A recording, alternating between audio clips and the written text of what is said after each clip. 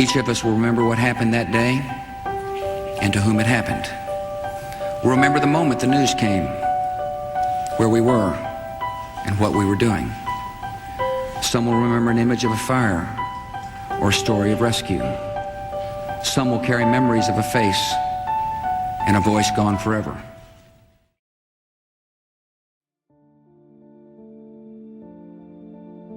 The morning of 9/11, I was working at the Houston Police Department and I was assigned to the George Bush Intercontinental Airport. So I was standing by gate C39. That's when my partner and I noticed everybody was just frozen. You know, normally the airport is really busy, a lot of noise, but all I noticed was people standing by the TV just looking up, like it was dead silence. You didn't hear anybody talking, nobody moving. So we kind of got a little bit closer. Just received word that a plane apparently has crashed into the tower. At first, I didn't know what I was really watching. I thought maybe it was a small plane that had hit the towers, because in the past, I'm from New York, so in the past we had incidents where they had small planes, something hit the towers and there was a fire. So that's my initial reaction. But then I was able to see that second plane come around and hit the second tower. That's when I realized this is something very serious. So this is a national attack on the United States. During the 9/11 timeframe, I was a captain in the United States Army, stationed out at West Fort Hood. It was kind of surreal in a sense that, you know, you don't really realize what was happening until you actually saw it happen, and everybody's, you know, standing around staring at the TV, like, is this real? Is this really happening? And not realizing at that moment that it was an attack against our nation, because the other tower had already been hit. You know, was it just a horrible accident? But when the second one hit, it's like, no, this is an attack. Things don't happen like that, you know, circumstantial. So everybody knew it was an attack, but really that day was everything changed in the Army for us. 9/11, I was stationed in Kissingen, Germany, and I had a doctor's appointment, so we didn't really have the TVs on, but when I went to pick my daughter up from the daycare, they just flew planes and they just crashed. They crashed in New York, they hit the Twin Towers, they hit the Pentagon. It was like, it's crazy, and the news was going wild. I found out that way, and then I received a phone call to come back to the office. So when I got back to the office, it was even crazier than the TV, because we went to full alert.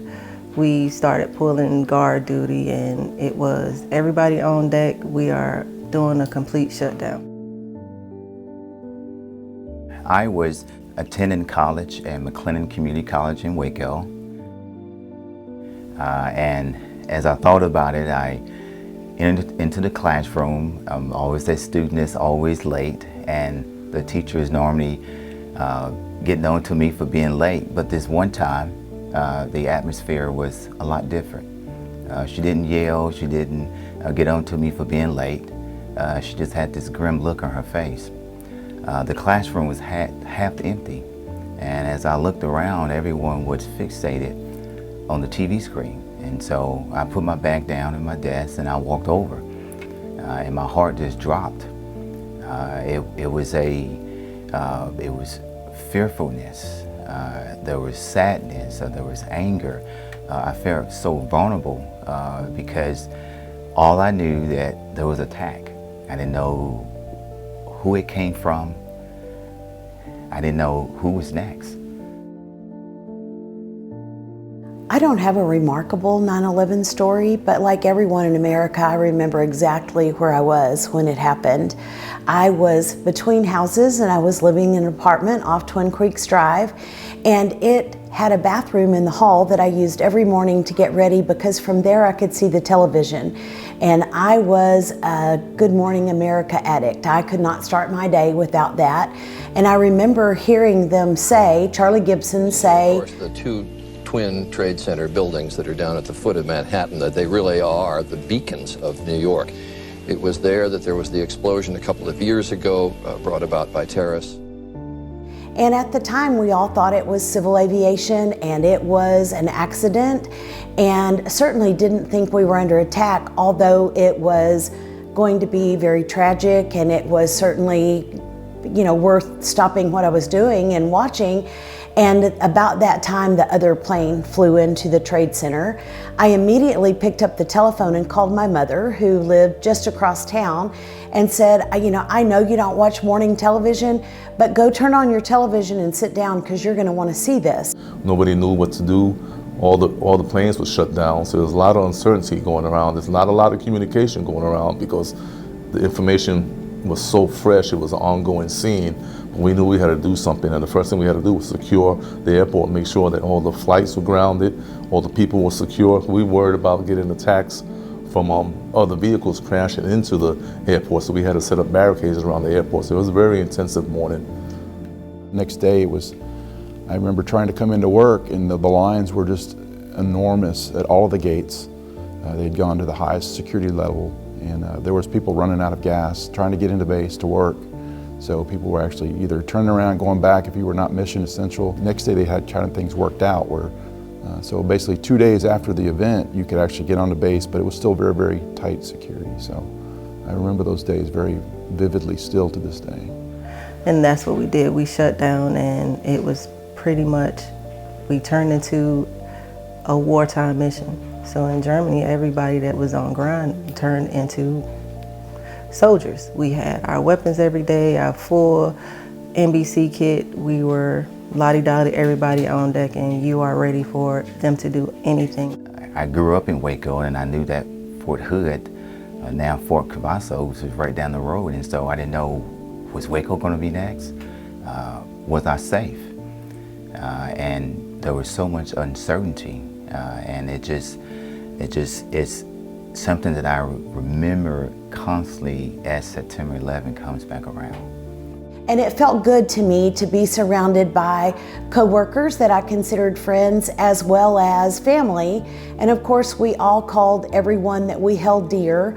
My son was 23 years old, and his friends were, prime military age, the ones of them who had chosen a military career when they were through with high school. And I immediately thought of them. I knew that our lives were going to change. The world changed in the sense that if you were in the military from that day forward, your op tempo went up drastically. You were deployed back to back, or sometimes overlapping deployments. You go from one place to another, and when you come back in PCS to a new location, you might be going in right back into harm's way in another deployment. So, there's a lot of deployments that went on. So the op tempo went up. There was a lot of people that came into the military. They're very patriotic response to what happened, and there was a lot of people that that still to this day, that's the reason why they came in to join the military is 9/11. It was this disbelief that this could actually happen on American soil. And what I tell people is that I come from a long line of family members that have served in uniform, including my brother and sister. And I later joined the military because of September 11. And when you think about the stories that my family told me, my grandfather told me about serving, is that it was always us going into another country and the experiences that they had with living in a war zone where there's bombs and mortars and gunshots all night. And then for this attack to happen on American soil, it was unbelievable. Being in Germany is from what my comrades went through here and what happened there. It's a total different thing. So you couldn't be on edge as much as you would have been here because you could get that information. You could see it on the news.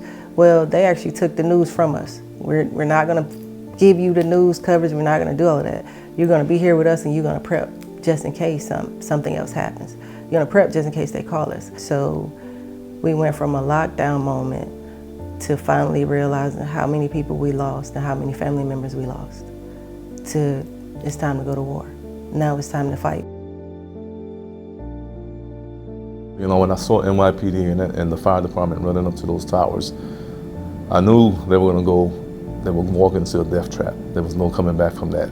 But that's something that we train to do, and we don't think about it. We just react to go help people. So it was kind of heart-wrenching, and I get teary-eyed thinking about it right now, knowing that those officers and firefighters were. To never forget, because a lot of times we get so trapped in what is happening right now that history can constantly repeat itself. If we forget, it will repeat itself. I think we're always going to remember the tragedy. What I also would like for us to remember is the resilience and the fact that we have gone on from that, and we are not, as a nation, frightened. We continue to fly, we travel, we support our country and our military, and we're going to answer the call whenever that is. The key two words there, never forget. We want to understand where we came from, why we remember this. Even on 9/11, you know, it's a solemn day, but it's a day not for us to surrender to what happened to us, you know, for the terrorists that did this horrible event to America, but to remember that we celebrate the freedoms here in America because we are Americans. And so, you know, if we surrender that day and say we don't want to do anything on 9/11, then we really let them win. It was the worst day we had ever seen. But it brought out the best in all of us. One of the worst days in America's history. Saw some of the bravest acts in American history. We will always honor the heroes of 9/11.